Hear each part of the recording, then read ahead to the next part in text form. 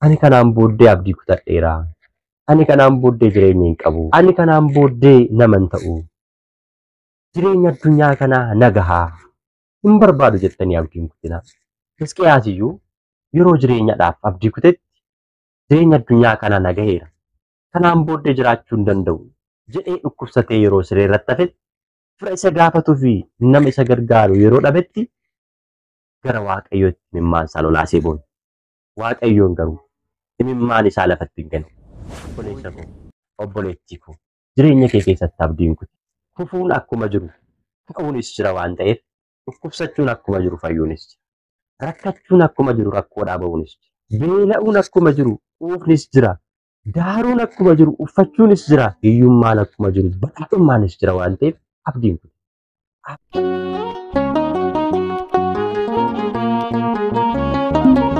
Maqaa Abbaa, kan Ilmaa, kan Hafuura Qulqulluu, Waaqa tokko. Amiin. Kabajamtootaa fi jaalatamtoota maatiiwwan Waaqayyoo, ijoolleen tawaahidoo hundi keessan lafaa fi bakka jirtanitti nageenyi fi jaalalli Waaqayyoo isiniif haa baay'atu. Akkam jirtu? Galanni ulfinni Waaqayyoodhaaf haa ta'u nagaa kooti.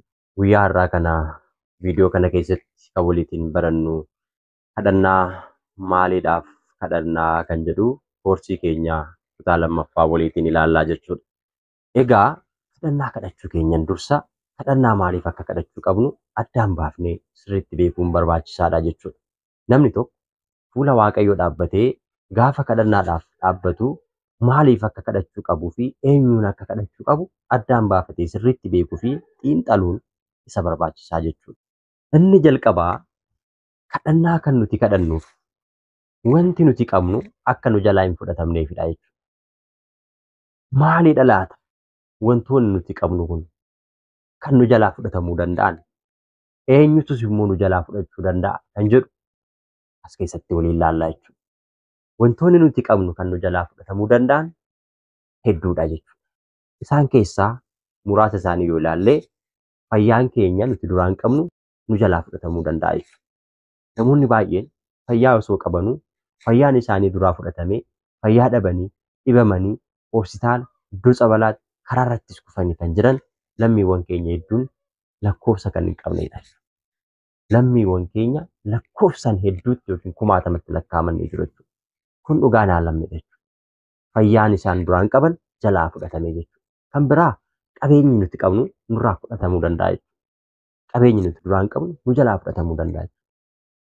Hedduu isaanii qabeenya kan qaban qabeenyi isaanii duraa fudhatamee sammuun isaanii sababa qabeenyi isaanii duraa fudhatameef jecha kan jeeqamanii fi fayyaa dhabanii sababa kanaan dhiphachaa kan jiran lakkoofsaan hedduudha jechuudha.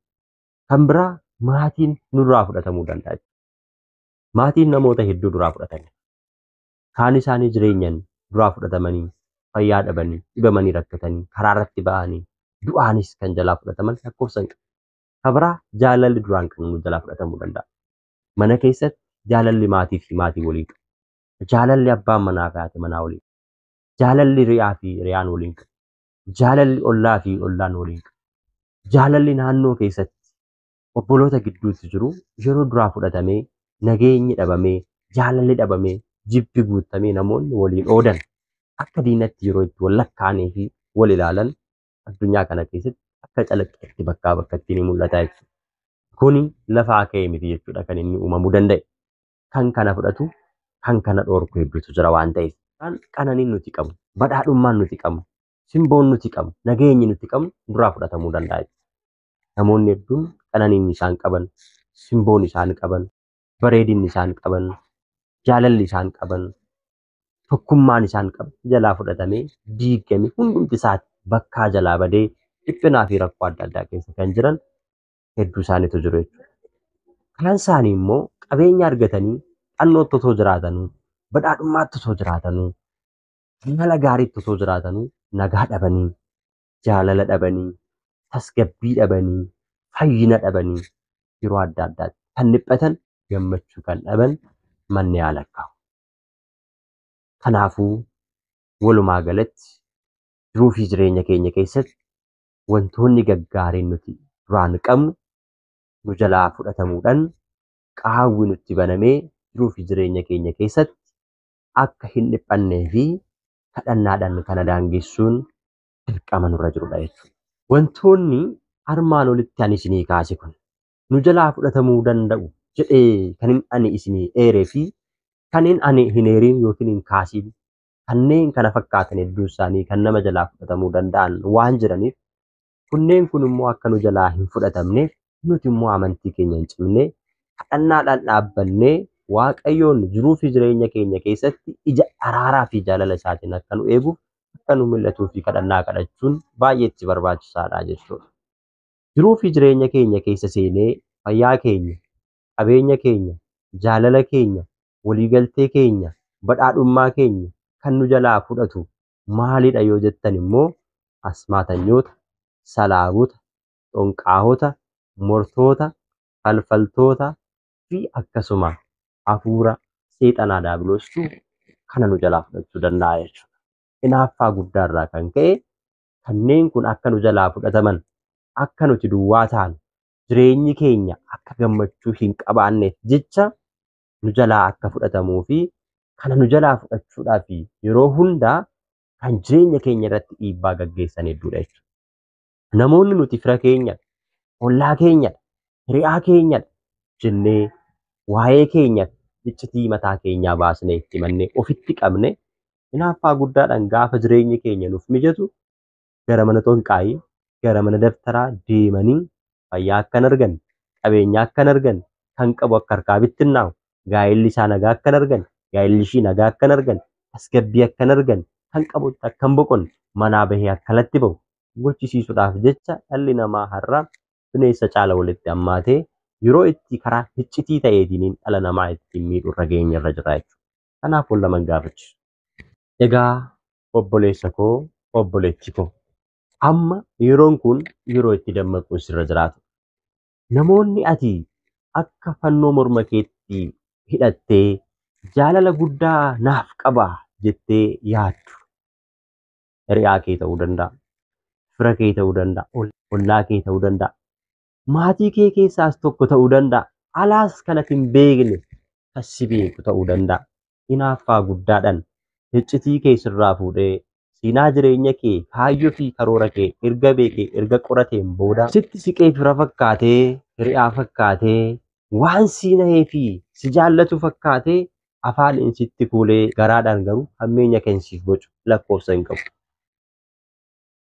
Sadarkaa guddina kee tilmaamuudhaan waa'ee jireenya kee gara fuulduraatti tarkaanfii kee duubatti deebisuudhaaf fayyaan kee akka sirraa fudhatamu, qabeenyi kee akka sirkaa bittinnaa'u, jaalallati maatii fi hiriyaa kee waliin qabu, manatti haadha manaa kee yookiin abbaa manaa kee waliin qabdu akka zeeroodhaan baay'atu, jireenyi kee hundumtuu zeeroodhaan akka baay'atu taasisuudhaaf sitti siqee inni fira fakkaatee afaaniin sitti kuulu hundi fira kee miti. Kanaafuu firri kee inni guddaan yeroo hunda kan hin jijjiiramne halkanii fi guyyaa kan si eegu Waaqayyoon uumaa kee qofa waan ta'eef jabaattee kadhannaadhaan gara isaatti bo'uun barbaachisaadha jechuudha. Kana gaafa jennu immoo hundatu diina keenya jechuu miti. Biyya lafaarra gaafa jiraannu dhalli namaa kamuu diina keenya miti. Diina isa ta'e hojii gaarii kan hin jaallannee fi jiraachuu namaa kan hin barbaanne daabiloostu bultoo isaa isaan godhatee isaaniin dhimma bahee isiniidha waan ta'eef isaanitti aaruu fi isaanitti hamaa dubbachuu osoo hin ta'in gara waaqa kee gara uumaa keetti deebitee Waaqayyoon kadhachaa jireenya kee jiruu fi jireenya kee keessatti gaafa jiraattu immoo of eeggannoodhaan jiraachuun barbaachisaadha jechuudha. Kanaafuu nama si miidhe jibbuu osoo hin ta'in nama si miidheyyuu kan ittiin ati beekuu dandeessuu fi ittiin ati baruu dandeessu. Fira kee fi diina keeyyuu kan ittiin ati addaan ittiin baafachuu dandeessu daandii fi karaa akkasitti agarsiisuu danda'u. Ifa jireenya keetti akkasitti mul'isuu danda'u kadhannaadha waan ta'eef kadhannaatti cimuun barbaachisaadha. Kanaaf maaliif kadhanna kan jedhu sadarkaa duraatti gaafa ilaallu qabeenyi keenya, jireenyi keenya, fayyaan keenya, maatiin keenya akkasumallee jaalalli keenya, tokkummaan keenya akka nu jalaa hin fudhatamneef qananiin keenya, badhaadhummaan keenya akka daabiloosiin asmaatanyootaan, xonqaa'otaan warreen jireenya keenya keessatti guddachuu fi jiruu fi jireenyi keenya hundumtu isaanitti toluu didee garaan isaan dhukkubuu fi ijji isaanii diimatu hammeenya guddaadhaan mana falfalaaf daftara xonqaa'ee deemanii sitti hojjisiisan jalaa miliquudhaa fi hirree daabiloosiin sitti ergamee jireenya kee miidhuudhaaf deemu kana caccabsitee humna waaqayyootiin mo'attee moo'icha argattee bara baraan jiraachuudhaaf kadhannaa guddaa barbaachisa. Kanaaf maaliif kadhanna kan jennu sadarkaan inni duraa kanaaf kadhannaa jechuudha. Inni lammaffaan immoo maaliif kadhanna kan jedhu yoo ilaalle waan duraan hin qabne yookiin immoo waan nutti hir'atee jiru argachuudhaaf kadhannaa jechuudha. Wantoonni nuti duraan hin qabne qabachuudhaaf yookiin immoo argachuudhaaf kan feenu hedduutu jira. Kan nutti hir'ate akka nuuf guutuuf barbaannu hedduutu jira. Kadhannaan immoo kana hundaa fi deebii nuuf kennaa jechuudha. Mana Dookimaasitti durboon Maariyaam argamtee hir'uu fi hir'ina Dookimaasiin ilaaltee gooftaatti himteef Waaqayyo gooftan kadhannaa durboo Maariyaamiitiin hir'ina mana Dookimaasiin guute. Nutis kadhannaadhaan gara Waaqayyootti deebinee yeroo hunda kan kadhannu yoo ta'e kan barbaannuu fi kan nutti hir'ate hundumaa Waaqayyo biraa ni fudhannaa jechuudha.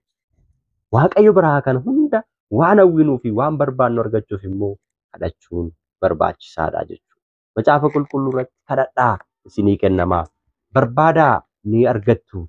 Kan barbaadu hundumtuu ni argata. Kan kadhatu hundumtuu ni fudhata jedhamee Wangeela Maatewos boqonnaa 7:7 irratti kan barreeffame kanaaf. Waan Waaqayyo biraa barbaannuu fi waan nutti hir'ate Waaqayyo biraa fudhachuudhaaf kadhannaan barbaachisaadha jechuudha.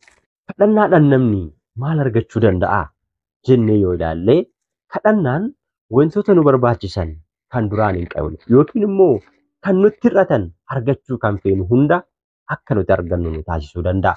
Kan fayyaa dhabe kadhannaadhaan fayyaa argata. Kan horii dhabe kadhannaadhaan horii yookiin qabeenya argachuu danda'a. Kan maatii dhabe kadhannaadhaan maatii yookiin ijoollee argachuu danda'a. Kan dhala dhabe kadhannaadhaan dhala argachuu ni danda'a. Kan hojii dhabe kadhannaadhaan hojii argachuu danda'a. Kan boqonnaa dhabe kadhannaadhaan boqonnaa argachuu danda'a. Kan hirriiba dhabe kadhannaadhaan hirriiba argachuu danda'a. Kan jaalala dhugaa dhabe kadhannaadhaan jaalala dhugaa argachuu danda'a. Fi kanneen kana fakkaatan kan dhabne hunda argachuudhaaf furmaanni inni guddaan kadhannaadha jechuudha. Kadhadhaa isinii kennama kan jedhu kanaaf waan ta'eef. Kanaafuu fayyaa kan dhabe jireenya isaa keessatti wanta itti hir'atu hundumaa kadhannaadhaan waaqa isaa uumaa isaa yoo gaafate kadhannaadhaan deebii gaarii argachuu danda'a jechuudha. Macaafa qulqulluu keessa yoo ilaalle jireenya isaanii keessatti waa fedhanii isaanitti hir'ate garuu kan dhaban kadhannaadhaan kadhatanii kan argatan hedduu isaaniitu jiru jechuudha. Fakkeenyaaf yoo ilaalle Haannaan haati lubicha Saamu'eeliin Daawit duratti dhala dhabdee waan turteef dhala argachuudhaaf jecha Waaqayyoon uumaa ishii buusee imimmaan ishii lolaastee kadhatte. Waaqayyoonis deebii deebiseef. Akkana jedha macaafa qulqulluu irratti. Kanaaf Haannaan ni ulfoofte. Yeroon isaas geenyanii ni deesse. Isa argachuudhaaf ani Waaqayyoon kadhadheera jette. Maqaa isaas Saamu'eel jettee moggaafte jedha. Tokkoffaa Saamu'eelii boqonnaa 1:20 irratti jechuudha. Kanaaf egaa Waaqayyoon kadhachuun waan namatti hir'ate hundaa fi waan barbaadan akka namaaf kennamu nama taasisa waan ta'eef kadhachuun barbaachisaadha. Haannaan kadhannaa ishii keessatti akkana jette. Waaqayyoon ulfina anaaf ni kenne garaan koos na gammade waan inni na gargaareef ani diinota kiyya irratti of nan jajaa jettee tokkoffaa Saamu'eelii boqonnaa 2:1 irratti dubbatte jechuudha. Haannaan kana kan ishiin dubbattee fi iccitii guddaa of keessaa qabdi waan ta'eef. Haannaan dhala dhabummaadhaan yommuu jiraachaa turtetti naannoo ishee warra jiraatan firoota ishii dabalatee isheen maseena dhala hin qabdu jedhanii dubbachaa turan. Kanarraa kan ka'e dhala dhabummaa kanaan ollaa fi naannoo keessa jiraattu keessatti jibbamtuu tuffatamtuu taatee jiraachaa turte. Miti kaan bira haafu gara mana qulqullummaa Waaqayyootti deemtee yommuu kadhannaadhaan Waaqayyotti rakkoo ishii himachaa turtetti illee lubichi mana qulqullummaa suni ati dubartii nanaa amma yoomitti machiin keessirraa hin galu jedhee itti qoosaa ture. Hin boositu. Waan machooftee quuftee mana Waaqayyoo dhuftee boossutti fakkaate. Isheenis deebitee lakkiin barii ani dhugaatii dhugee dhugaatiin nama macheesse osoo hin taane dhala dhabummaa kiyyaatiin jiruu fi jireenyaan keessa jiraadhu keessatti jechoota namaatu nama macheessetinan boohaa jira. Isa kanaaf immoo deebii argachuudhaaf Waaqayyotti himachaan jira jedhee. Jiruu fi jireenya kiyya keessatti isa namoonni nama deessan madaa laphee fi sammuu anarra kan kaa'an sana isanarraa qoorsee akka inni na fayyisuufanii waaqayyoon uumaa kiyyatti iyyachaa jira. Isan kadhachaa jira bar jettee lubichatti gaafa dubbattu deemi egaa waaqayyoon kadhannaa kee siifaa dhaga'u akkas taanaan jedheeni jechuudha. Kanaafi haannan gaafa ilma argattu daachisa kaleessaa yaadatti. Isa namoonni ishee madeessaaf jecha hin taane ishirratti dubbachaa kan. Ati maseenadha. Dhala hin qabdu. Kanaan booda abdii maal qabda jedhanii isa abdii ishii kuchisiisaa turan sana yaadattee Waaqayyoon kadhannaa koo naa dhagaheera. Ulfinas anaaf kenneera jette. Sababii isaa namoota biratti kaleessa ulfina hin qabdu waan ta'eef. Dhala dhabduudha jedhamtee tuffatamaa turte waan ta'eef. Garaan koos na gammadeera jette. Kaleessa garaan ishii gaddeera waan ta'eef. Kaleessa garaan ishii madaa'eera waan ta'eef. Amma egaa warra kaleessa ana tuffachaa turan irratti Waaqayyoon ololol na qabeera waan ta'eef isaan irratti of nan jajaale. Aannan. Gitanii warra diinota kiyya irratti of nan jajaale. Kana kan godheef Waaqayyoodha. Kan argachuuf kadhannaadhaan waan Waaqayyotti himatti wanta nutti irratti wanta barbaannu hunda Waaqayyotti yoo himanne deebii argannaa jechuudha. Inni biraan mootichi Hisqiyaas kan jedhamu dhukkubsatee yeroo jireenyaaf abdii kutee turetti imimmaan isaa lolaasee gara Waaqayyootti boone. Maal waan dhabeef? Fayyaa waan dhabeef. Fayyaa argachuudhaaf ati na fayyisi jedhee gara Waaqayyootti imimmaan isaa lolaasee ni boo'e. Waaqayyos kadhannaa isaa isaaf dhagahee umurii isaa irratti waggaa 15 isaaf dabale. Isaayyaas boqonnaa 38 lakkoofsa 5 irratti akka barreeffame abdii kutee kan ture Hisqiyaas abdiin isaa akka itti fufuuf jireenyi isaa gara fuulduraas akka itti fufuuf Waaqayyoon kadhannaa isaa isaaf dhagahee imimmaan isaaf argee deebii isaaf deebiseera jechuudha. Kanaaf nutis abdii kutuu hin qabnu ijoollee Waaqayyoo. Ani kanaan booddee abdii kutadheera. Ani kanaan booddee jireenya hin qabu. Ani kanaan booddee nama hin ta'u. Jireenya addunyaa kanaa nagahaa hin barbaadu jettanii abdii hin kutinaa. Hisqiyaas iyyuu yeroo jireenyaadhaaf abdii kutetti jireenya addunyaa kanaa nagaheera. Kanaan booddee jiraachuu hin danda'u jedhee dhukkubsatee yeroo siree irratti hafetti fira isa gaafatuu fi nama isa gargaaru yeroo dhabetti gara Waaqayyootti imimmaan isaa lolaasee boone. Waaqayyoon garuu imimmaan isaa lafatti hin ganne. Boo'icha isaa ilaalee deebii isaaf deebise. Umurii isaa irratti waggaa 15 umurii fayyinaa isaa dabale. Kanaaf nutis jireenya keenya keessatti abdii kutuu hin qabu. Obboleessa koo, obboleettii koo, jireenya kee keessatti abdii hin kutu. Fufuun akkuma jiru ta'uunis jira waan ta'eef dhukkubsachuun akkuma jiru fayyuunis jira. Rakkachuun akkuma jiru rakkoodhaa ba'uunis jira. Beela'uun akkuma jiru quufnis jira. Daaruun akkuma jiru uffachuunis jira. Hiyyummaan akkuma jiru badhaadhummaanis jira waan ta'eef abdii hin kutu. Abdii kan namatti horu. Abdii keenya kan ta'e Waaqayyoon jira waan ta'eef isa jiraataa kana amantee yoo Waaqayyoon kadhatte Waaqayyoon deebisiif deebisa waan ta'eef Hisqiyaas irraa barate. Abdiin kutin imimmaan kee gara namaatti osoo hin ta'in gaafa rakkatte, gaafa dhiphatte, rakkoo kee, dhiphina kee liqimsiitii nama fuulduratti osoo hin ta'in Waaqa fuulduratti bu'e. Nama fuulduratti yoo boosse hidhii si tuttuutee waan siif na'e fakkaatee achi deemee si hamata. Ilaa bar rakkatteetti. Ilaa bar rakkateera siin jedha. Kaleessa kasitti gungumaa ture akka waan kaayyoon isaa milkaa'etti akka waan dheekkamsi Waaqaa sitti dhufeetti ilaalee sitti kolfee sitti kofalchiisa malee furmaata kasiif laatu nama muraasa. Furmaata bara baraa kasii kennuu danda'u deebii sirrii kasiif kennu. Rakkoo fi dhiphina kee keessatti kan hin taajjamne Waaqayyoodha waan ta'eef Waaqayyotti boo'i deebisiif kenna waan ta'eef. Wangeelaa Maatiyoosi boqonnaa 21 lakkoofsa 22 irratti amantanii waan kadhannaadhaan natti dhiyeeffattan hundumaaf deebii ni fudhattu yookiin immoo ni argattu jedheera waan ta'eef. Kanaafuu amantaan keenya namarratti osoo hin ta'in Waaqa irratti taasisnee amantii guutuudhaan Waaqayyoon kadhanne irra taanaan waan kadhannu hundumaa Waaqayyo biraa fudhachuu ni dandeenya waan ta'eef obboleessa koo, obboleettii koo rakkadheera, dhiphadheera jettee abdii osoo hin kutin abdii namaa kan namaa kennuu danda'u Waaqayyoon uumaa kee kadhadhu. kutaa sadaffaadhaan hanga walitti deebinutti nagaadhaan turaa. Viidiyoon kun namoota hunduma bira akka ga'u sheer laayik taasisaa. Waan na dhaggeeffattaniif immoo guddaa galatoomaa. Ulfaadhaa. Baay'een isin jaalladha. Qophii kan biroodhaan hanga walitti deebinutti nagaadhaan turaa. Wasbaate Legzaabeer.